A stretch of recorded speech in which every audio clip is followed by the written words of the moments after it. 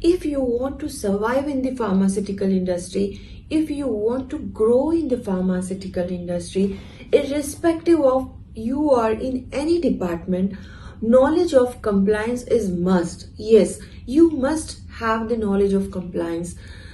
In short, irrespective of any department you are working, even in QC or QA or stability or R&D or ADL or in any of the department or production or engineering, warehouse, you must be having some basic knowledge of compliance, right? Because without compliance, any pharmaceutical industry or any pharma professional cannot survive in the industry, cannot grow in the industry, because compliance is the topmost priority for the pharmaceutical industry. But you will ask it why?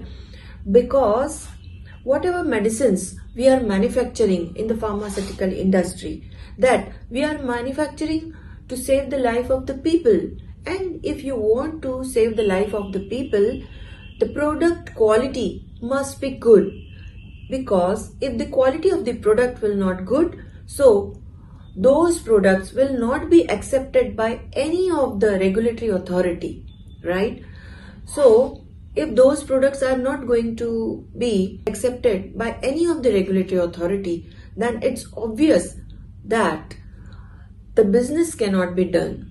And if you are not doing any value addition for the business of any organization, business of any company, so might be possible that you will lose some or the other things, right? So that's why knowledge of compliance is must. Hi, I am Dr. Rupali Paranjape, founder of Blue Ocean Compliance and also best-selling author of my book Blue Ocean of Compliance, and also a TEDx speaker.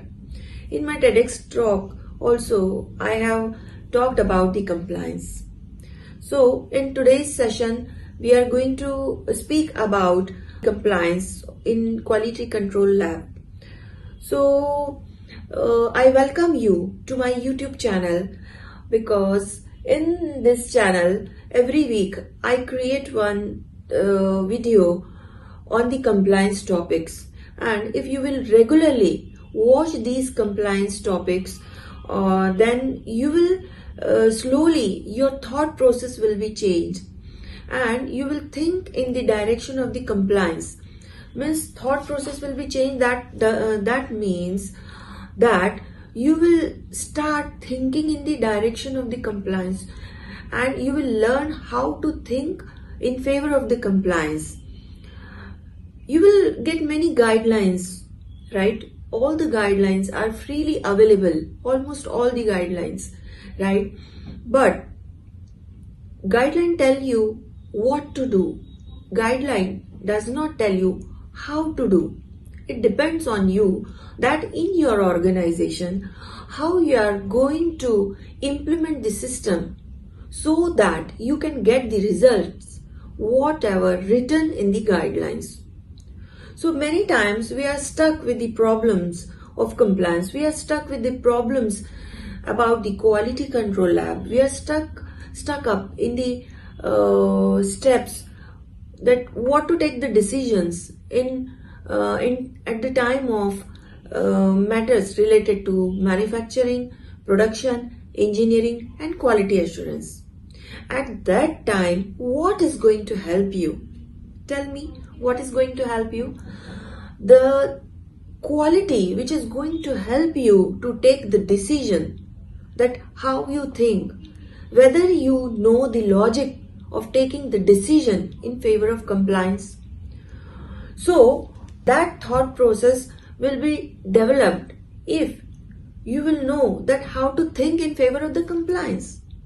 And if you will, you are following me on my social media platforms, my LinkedIn profile and my YouTube channel, you will find that with the technical details, I also talk about the thought process. I also talk about how to think in favor of the compliance. I talk about blue ocean compliance thought process, right? which is written I have in my book. So that thought process will help you to take the decision.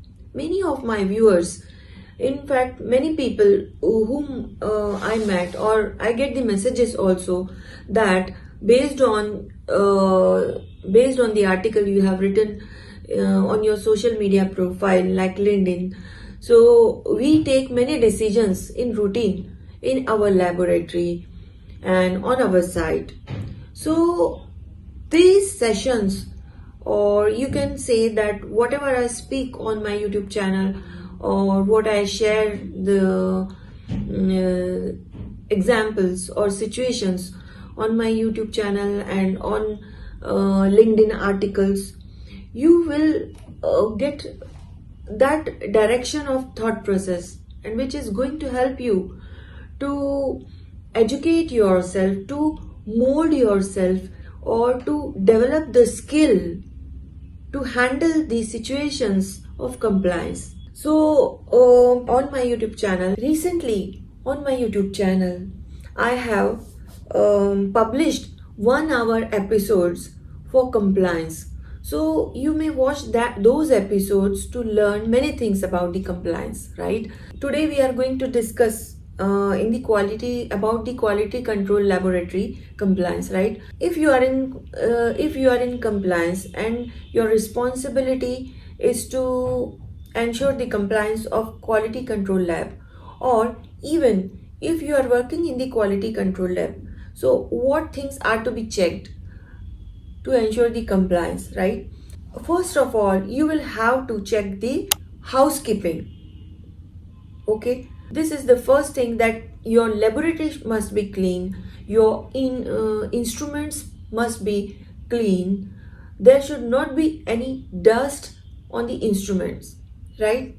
And before entering into the quality control lab, you must ensure that the gowning procedure must be followed properly. Every organization or company has different gowning procedures in quality control lab. Okay, so you must ensure that gowning procedure must be followed properly, right? And another thing is that once you check the housekeeping of your laboratory, another thing, you must ensure that the instruments which are there in the quality control lab must be calibrated on time. Preventive maintenance of the instruments must be ensured as per the schedule, and the instrument you are working must be within the calibration period. Okay, now next come to reagents. So whatever reagents you are using in the quality control lab must be within the shelf life period. Okay, the volumetric solutions you are using must be within their validity period. The indicators you are using, that must be within the shelf life of that indicator. Okay, the mobile phase you are using for the HPLC, that should also be within the validity of that mobile phase. Okay, and another thing, that whenever you work in the quality control lab, the logbooks should be entered properly. So whenever you are taking any instruments to operate or for the testing, you must ensure that you must take the entry in that logbook or that register of that instrument. And another thing is that you must do the online documentation. Many times people think that doing online documentation is very difficult, and how we can do two things together, that analyzing the things and writing the logbooks also, completing the logbooks also. But let me tell you that doing online documentation is very simple and more simple than completing the documentation after completing your analysis or any testing, completing after testing any testing procedure. So, because after completing the analysis, you will not have to think that at what time, what I did, and what activity I have completed. So, the weight printouts you are taking, that must be stick in the logbook online on the time. The printout of the pH meter, and similarly. So, all the documentation must be done online, right? And whenever you start working on any HPLC, you must ensure that audit trial is on. Okay, and you must ensure that 21 CFR Part 11 compliance must be there, and whether you have your login password with you. If yes, then you can work, and whether if you want to know more about 21 CFR Part 11 compliance, so you can watch my previous episodes on my YouTube channel where I have discussed the basic things and in fact mandatory things about the 21 CFR Part 11 compliance. Okay, so after checking the entry exit procedure, after checking the housekeeping of your department, after checking the calibration of the instruments you are working or other people are working, and after checking the validity of the reagent you are using or the solvent of the you are using, and after checking the condition of the instruments equipments you are using, you can start working on your instruments. And you have to ensure that you must do the online documentation, and you should also check that the mobile face should not develop some turbidity, and it must be clear solution, because if you think that there is anything in your mobile face and it is hazy or there is some turbidity, so you cannot use that mobile face. But this is not happens with if your mobile face is freshly prepared or if it is in the validity period. Another thing which must be taken care properly in quality control laboratory is working standards. Yes, whenever you are using any working standards, you must ensure that the working standard must be within the shelf life or validity of that working standard. Okay, so and you must take entry in the logbook wherever the quantity of the working standard is being noted or written. So those things you will have to ensure. You should never use expired working standards, right? So those things you will have to ensure. And another thing is that if you are working in any of the department, so you must ensure that whatever work you are doing, you must have proper training about that work.